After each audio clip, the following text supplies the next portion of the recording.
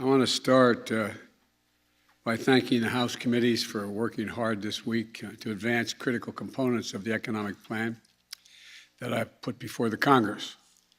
I know we still have a long way to go, but I'm confident the Congress will deliver to my desk both the bipartisan physical infrastructure plan and the Build Back Better plan that I have proposed.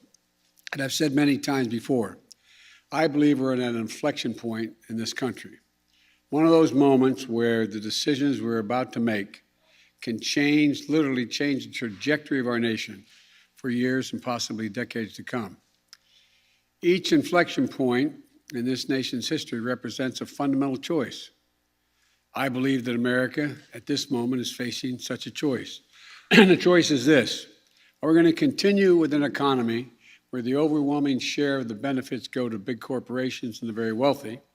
Or are we going to take this moment right now to set this country on a new path, one that invests in this nation, creates real sustained economic growth, and that benefits everyone, including working people and middle-class folks?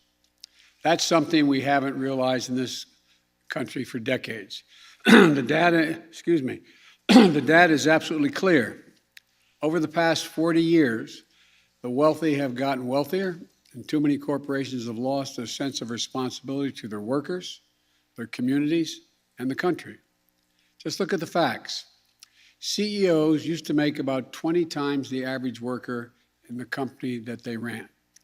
Today, they make more than 350 times what the average worker in their corporation makes.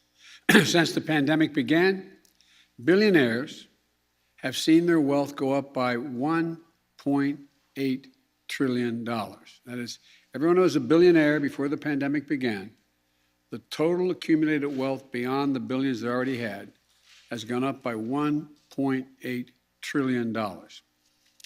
Simply not fair.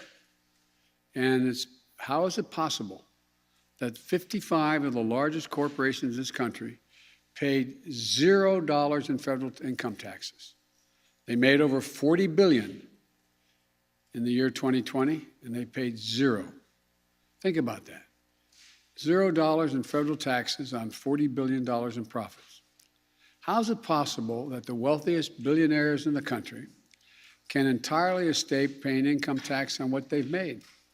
How is it possible for millionaires and billionaires that can pay a lower rate of tax than teachers, firefighters, or law enforcement officers?